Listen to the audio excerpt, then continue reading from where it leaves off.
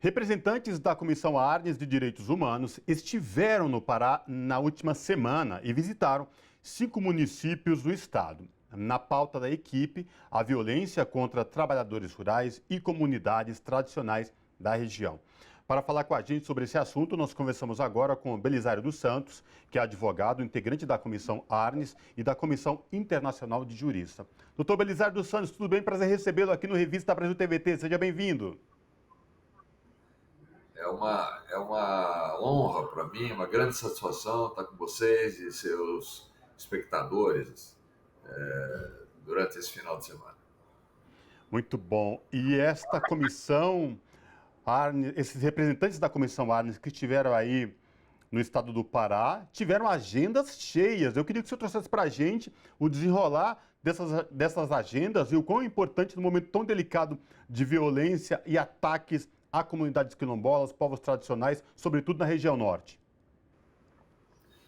Então, a agenda foi cheia mesmo. De domingo a quinta, a gente conversou em vários municípios, né? Nós fomos de Marabá até Belém, passando por Anapu, passando por Altamira.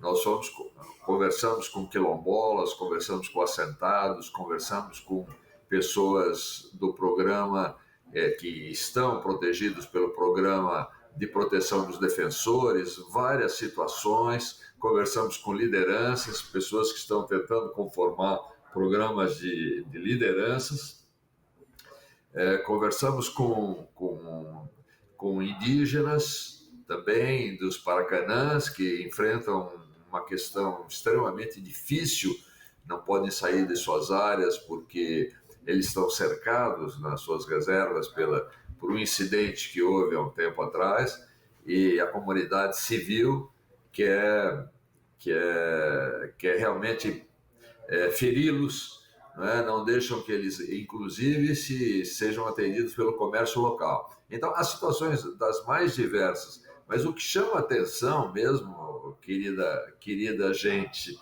é que nos últimos 10 anos houve mais de 34 assassinatos de lideranças e apenas 3 foram parcialmente apurados. Zé do Lago, Fernando, Marcos, de Anapu, e essas pessoas foram assassinadas exatamente pela luta pela terra, porque resistiam. Não era uma luta, não implica que eles estão armados, eles resistiam às invasões, porque grande parte das terras do Pará, elas são públicas,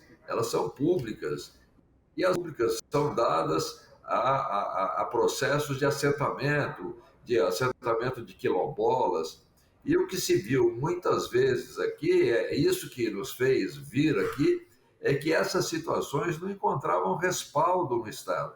O que acontece? Essas pessoas, assim que têm os seus direitos violados, elas vão ao Estado, elas vão às delegacias de conflito agrário, ou ao Ministério Público, ou mesmo à Secretaria de Segurança, as outras delegacias, e nem sempre têm os seus direitos ressalvados. Muitas vezes, a pessoa que está defendendo seus direitos tem que sair do seu território, onde ela sobrevive, para ir para um programa de proteção. E a pessoa que as ameaça, a pessoa que causou conflitos, está solta na área, dando entrevistas, indo aos bares, etc. Então, essa é uma situação absolutamente injusta. Isso chamou a atenção da Comissão Arnes e, portanto, a gente veio ao Pará para falar sobre isso. E na quinta-feira estivemos com o secretário adjunto de Segurança, o novo secretário de Direitos Humanos, e com o procurador-geral do Ministério Público Estadual de Justiça, Procurador-Geral de Justiça, que é a mais alta autoridade do Ministério Público Estadual. E os senhores dessa comitiva estiveram, então, nesses locais onde tiveram esses ataques, as comunidades, mortes, inclusive, né, chegando aí a um limite de o assassinato de várias representações de movimentos sociais e de luta, por exemplo, como a irmã Dorothy Stang, né, que foi assassinada aí no estado do Pará, e também tiveram reuniões com representantes institucionais, né, do governo, como o senhor colocou. Essas informações, elas eram difundidas de alguma forma pela imprensa, pela mídia, mas a minha pergunta ao senhor é: qual que foi a relevância de estar aí no local, de vivenciar essa estada com essas pessoas? O que, de fato, o senhor pode trazer, assim, dessa experiência, né? Estar no local, qual que foi essa diferença para os integrantes da Comissão Arnes e qual o resultado que vai se dar a partir desta visita que os senhores e senhoras fizeram? A sua pergunta é importante, porque vocês me veem de terno aqui, mas a gente não andou de terno, senão no dia que a gente foi falar com as autoridades. É muito diferente ler sobre isso, ler nos jornais essas notícias, e estar no local em que a cabana foi incendiada, que a capela foi incendiada, que a cultura foi destruída, ver esse resultado. Nós passamos pela área dos Paracanãs, à direita, campos abertos para a cultura extensiva de gado, e à esquerda a floresta toda preservada, enquanto durava a reserva. Essa é uma foto impressionante de você contar isso, não é? Para ver que há os guardiões da floresta, há os guardiões da natureza, não é? E as pessoas que ofendem. Mas a gente está ali no local e andar pela Transamazônica e ver o que está acontecendo, não é? Em loco, dá muito mais força quando a gente chega para as autoridades constituídas e fala: olha, eu ouvi, mas eu não ouvi em São Paulo, eu ouvi isso em Anapu, eu ouvi isso na área, olhando para o monumento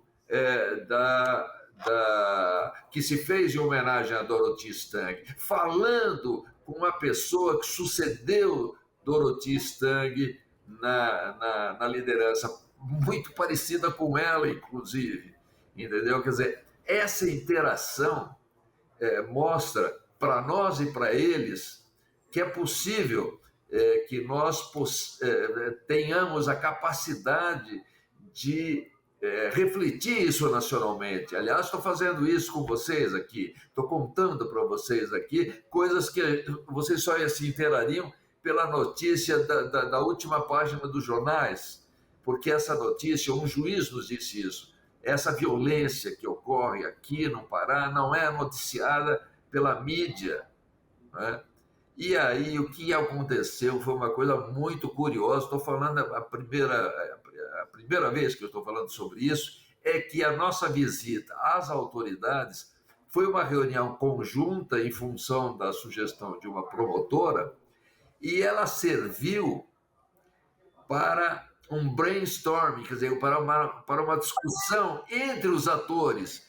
Não, eu sugiro que você faça isso, não, você fará aquilo, juntos poderemos fazer, vamos dizer, reuniões estratégicas, vamos seguir nessas reuniões. Nós fomos o pretexto de reuniões e de discussão entre eles para saber como vamos parar. Alguns dos pontos que a gente tinha elencado como fundamentais para apresentar a eles, eles disseram: esse é o momento da gente criar isso, não é?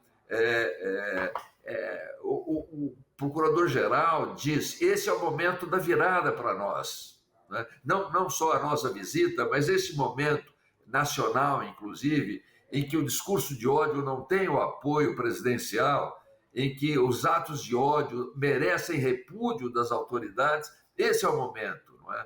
Então, a gente ouviu coisas muito importantes, serão divulgadas no nosso relatório. A Comissão Arnes, que tem só quatro anos, mas a gente tem, como dizia o apelido de um dos líderes com quem nós falamos, nós temos um berro grosso, né? Ele chamava berro grosso porque ele falava forte e porque ele denunciava. A gente viu filmetes em que Depois, os invasores, a grande companhia multinacional, dizia que foram recebidos a bala. Não, só de um lado os invasores de balaclava, armados, e do outro lado as pessoas com celular.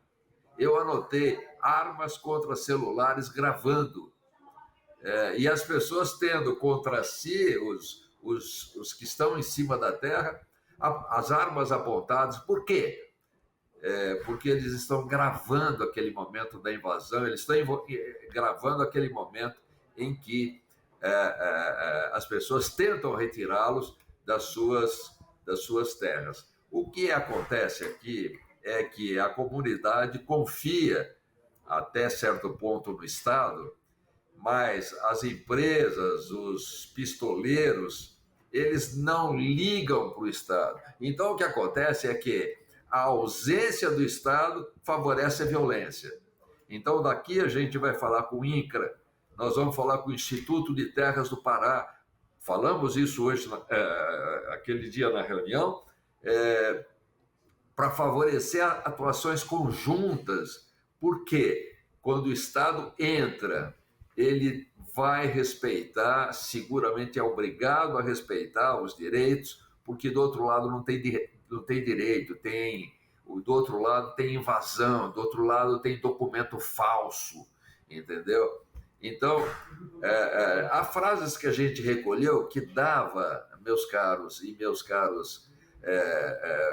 pessoas que estão nos vendo aqui nesse final de semana, vocês vão ver que essas pessoas representam um pouco a imagem nossa, da sociedade civil, lutando para afirmar os nossos direitos, só que eles estão fazendo isso na terra sem que o Estado se importe com eles, e essa noção de que o Estado não está presente parece que incentiva as pessoas a usar as armas. Enfim, foram 4 anos de governo Bolsonaro incentivando os CACs, incentivando o ódio, incentivando o armamento. Nós vamos ter que desmarcar esse Estado. Os secretários ouvidos, eu estou ainda na quinta-feira, os secretários ouvidos, eles dizem: há várias bombas relógio que nós precisamos desmontar. Eles marcaram várias reuniões, foi uma coisa bonita. A certo momento, nós paramos de falar, e eles trocando ideias e tentando, vamos fazer isso, e uma linguagem moderna na boca do procurador-geral, de respeito aos direitos humanos, respeito à dignidade das pessoas. Então, houve várias sugestões, porque o que a gente falava é o seguinte: as pessoas estão na terra, e aí inúmeros mandados de prisão, inúmeras pessoas que deviam estar presas estão soltas, e inúmeras pessoas que deviam estar cultivando a sua terra e estão fugindo da sua terra. Por quê? Porque há empresas que tomaram conta, com poder, com pistoleiros, e isso é preciso ser regularizado. Essa indignação que eu estou tentando passar aqui foi a indignação que foi mostrada para a gente. E quando o senhor traz essa questão de ouvir em loco relatos de autoridades, de representantes do Poder Judiciário, enfim, do governo do Estado, a comissão também se reuniu com integrantes do governo do Estado do Pará. E quando o senhor fala que relatos, que há várias bombas relógios, isso é muito importante, porque você dar luz e joga luz a um tema tão delicado que não foi cessado por inteiro ainda, para que, de fato, as autoridades se pronunciem e se prontifiquem para que isso não aconteça outras e outras vezes. Foi isso exatamente o que ocorreu. As autoridades também se mostraram sensibilizadas. Nós já tínhamos feito a nossa viagem, esse périplo pelo Pará, né, cruzando o Pará, com promotoras públicas que nos acompanharam, ligadas a essa questão agrária, e também com a Ouvidora Agrária Nacional, que nos foi disponibilizada pelo Ministério do Desenvolvimento Agrário, não é? E viemos também com os nossos jornalistas para documentar isso, para mostrar, para aqueles que não conseguem vir aqui, para mostrar foto, filme, entendeu? Das violações e das necessidades dessa população. Falou aí do trabalho que os jornalistas foi uma equipe de jornalistas acompanhar a comitiva, e essa comitiva, inclusive, é bem interdisciplinar, né?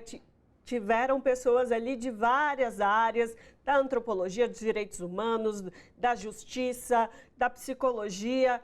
Por que foi pensada dessa forma essa comitiva interdisciplinar para fazer essa andança aí pelas regiões que tem essa crise com morte e ataques, ameaças a esses ativistas em defesa da terra dos povos tradicionais?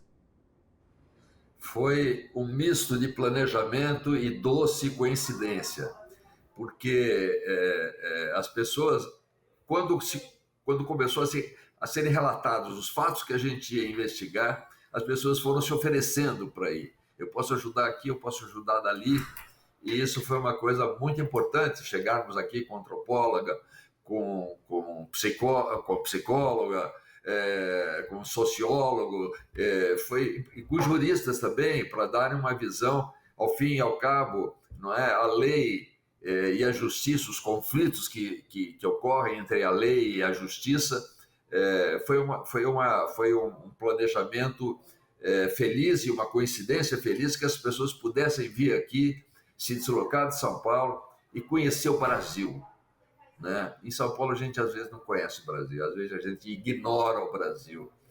E em Anapu eu pensei exatamente no momento em que eu diria que eu nunca estive tanto no Brasil quanto em Anapu. E, doutor Belisário, para a gente finalizar, imagino que os integrantes, esta visita, né, em loco, nessas localidades do Pará, terão como resultado um relatório, um documento final. Como é que vai ser a produção desse relatório e, a partir dele produzido, como será a distribuição? Se o senhor puder explicar, por favor. Claro, a gente planeja nos próximos 30 dias, e planeja, você sabe que pouco mais, pouco menos, mas a gente planeja em 30 dias ter um relatório dos distintos aspectos que a gente... E por que em 30 dias? Porque a comissão precisa aprovar. Porque uma coisa é eu enunciar a minha opinião, o Paulo Vanucci, que também veio com a gente, o Luiz Armando Badim, ou a Leana, ou a Júlia, ou o Checha, que nos acompanhou também. Uma coisa é a gente externar nossas opiniões, né? Uma coisa é a Leana Vergel dizer tal coisa, e outra coisa é a comissão Arnes validar o que Leana pensou, entendeu? Então, essa validação vai ocorrer assim que o relatório estiver se encaminhando para a conclusão, e aí, em 30 dias, Vanucci deu uma boa sugestão hoje, que era... eu ainda estou na quinta-feira, desculpem. É uma boa sugestão que foi aceita pelos secretários, que é pronto o relatório, voltem a nosso convite. Essa foi a sugestão do Ministério Público também. Voltem a nosso convite para discutir com a gente o relatório. Então, tudo aconteceu se engrenando, né? E por isso, apesar de eu ter ouvido tantas coisas tão difíceis, as pessoas raramente deixavam de chorar quando relatavam a situação do programa de defensores, a situação de abandono que se encontra esse programa, mas é de satisfação o meu olhar, lembrando aquela quinta-feira, porque houve um respaldo, pelo menos na comunicação, pelo menos na recepção dos fatos, e a gente acredita que vai haver sequência. Vai haver sequência. A comissão Arnes, ela não é religiosa, ela é da sociedade civil, ela é nacional, né? Tem abrangência nacional, mas nesse momento no Pará, a gente se sentiu no Brasil como nunca. Perfeito. Nós conversamos com o Belisário dos Santos, que é advogado integrante da Comissão Arnes, e da Comissão Internacional de Juristas. Belisário, muitíssimo obrigado pela sua participação conosco. Com certeza nós vamos acompanhar os desdobramentos do relatório e os acontecimentos seguintes. Muitíssimo obrigada por estar conosco aqui hoje. Estaremos sempre juntos. Abraço, até a próxima.